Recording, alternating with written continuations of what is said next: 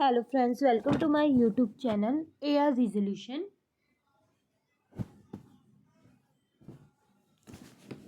आज की वीडियो में हम डेंगू क्या होता है और इसके क्या लक्षण होते हैं, डेंगू कैसे होता है और डेंगू के जो बुखार होते हैं वो कितने प्रकार के होते हैं और डेंगू की जांच के लिए कौन सा ब्लड टेस्ट कराए जाते हैं और इसके बचाव और उपाय के बारे में इस वीडियो में जानेंगे।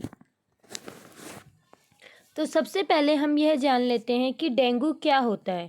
तो डेंगू एक वायरल बीमारी है जो कि डेंगू नाम के वायरस से होती है। डेंगू वायरस जो है वो मादा एडिज एजिप्ट नाम के मच्छर के काटने से होता है। डेंगू जो है वो एक मादा एडिज एजिप्ट मच्छर के काटने से होता है, इसलिए डेंगू फीमेल एडिस एगिप्टी मॉस्किटो के नाम के मच्छर से काटने से होता है।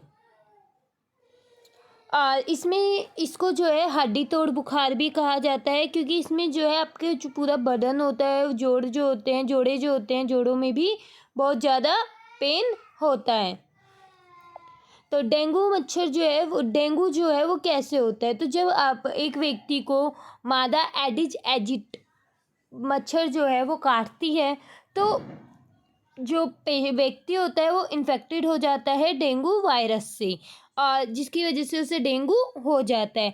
और फिर मान लीजिए कोई और मादा जो मच्छर होते हैं एडिज एजिप्ट, वो अगर उस व्यक्ति को काट लेती है तो उस व्यक्ति से वो वायरस जो है उस मच्छर में चला जाता है। तो अगेन एंड अगेन फिर जब वो मच्छर किसी और को काटता है, दूसरा मच्छर, तो उससे वो उस दूसरे व्यक्ति को भी हो जाता है। और यह जो डेंगू मच्छर होते हैं ज़्यादातर रात के वक्त ही काटते हैं। और डेंगू का लक्षण, अगर किसी व्यक्ति को डेंगू हो गया है तो कितने दिन में पता चलता है। तो नॉर्मली इसका 10 से 15 दिन के अंदर जो है पता चल जाता है, बट कई बार होता है मच्छर के काटने के 1 महीने बाद भी पेशेंट्स को पता चलता है कि उनको डेंगू हो रखा है। मतलब जो इसके लक्षण होते हैं वो 1 महीने बाद पता चलते हैं। डेंगू के लिए कौन सी जांचें कराई जाती हैं, तो कौन कौन से ब्लड टेस्ट जो हैं वो डेंगू के लिए कराए जाते हैं।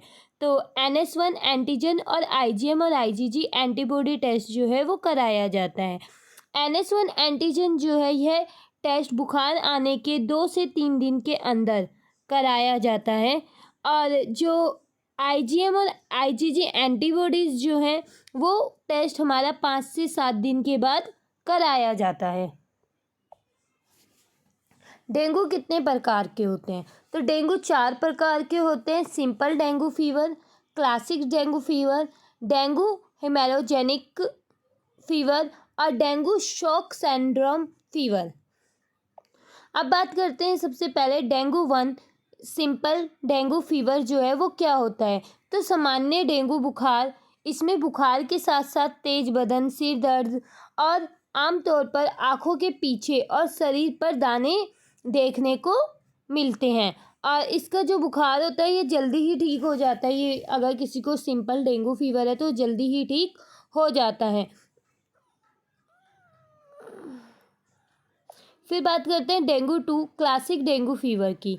तो क्लासिक डेंगू फीवर जो है ये डेंगू फीवर एक नॉर्मल वायरल फीवर है। इसमें तेज बुखार, बदन दर्द, सिर दर्द और शरीर पर दाने जो हैं वो देखने को मिलते हैं। यह डेंगू 5 से 7 दिन के सामान्य इलाज से ठीक हो जाता है। फिर आता है डेंगू 3 डेन 3 जिसे बोला जाता है dengue haemorrhagic fever. Dengue haemorrhagic fever जो होता है ये थोड़ा खतरनाक साबित होता है। इसमें प्लेटलेट और वाइट ब्लड सेल्स की संख्या कम हो जाती है। वाइट ब्लड सेल्स जो होती है हमारे बॉडी में जो इन्फेक्शन होते हैं उनसे लड़ने के लिए जो हमारी वाइट ब्लड सेल्स एंटीबॉडीज़ बनाती है वो कम हो जाती हैं। प्लेटलेट भी कम हो जाती है अगर किसी व्यक्ति को डेन 3 डेंगू हेमेटोजेनिक फीवर होता है। तो इसमें नाक और मुसूड़ों से खून आने लगता है और पेशेंट को जो है वॉमिटिंग या दस्त वगैरह लग जाता है। स्किन पर गहरे काले रंग के चमकते हुए दाने देखने को मिलते हैं। डेंगू 4 ये तो सबसे ज़्यादा खतरनाक डेंगू होता है डेंगू शॉक सिंड्रोम जिसे बोला जाता है। इसमें मरीज़ धीरे धीरे होश खोने लगता है, उसका बीपी और नब्ज़ एकदम कम हो जाती है और तेज़ बुखार के बावजूद स्किन जो है उसकी वो ठंडी लगती है। फिर आता है डेंगू के क्या क्या लक्षण होते हैं। तो डेंगू अगर किसी व्यक्ति को है तो उसको ठंड के साथ अचानक तेज बुखार आ सकता है, सिर दर्द हो सकता है, मांसपेशियों तथा जोड़ों में दर्द होना, कमजोरी, भूख ना लगना, जी मचलाना, गले में दर्द के साथ साथ लिम्फ नोड सूज जाना और स्किन पे रैशेज या लाल हो जाना या स्किन गुलाबी होना, यह डेंगू के लक्षण व्यक्तियों में देखने को मिलते हैं। इसके बाद अगर हम उपाय की बात करें कि अगर किसी व्यक्ति को डेंगू हो गया है तो वो क्या क्या उपाय कर सकते हैं।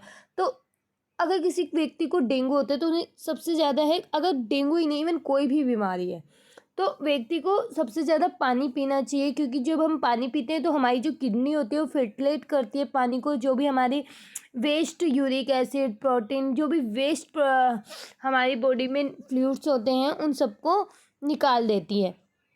सूप, नींबू पानी, जूस आदि का सेवन करना चाहिए, पपीते का रस पीना चाहिए और प्रोटीन से भरपूर डाइट लेनी चाहिए, काढ़ा वगैरह पीना चाहिए, विटामिन से भरपूर फल खाने चाहिए, विटामिन से संतरा, कीवी, नींबू, टमाटर ये सब खाना चाहिए।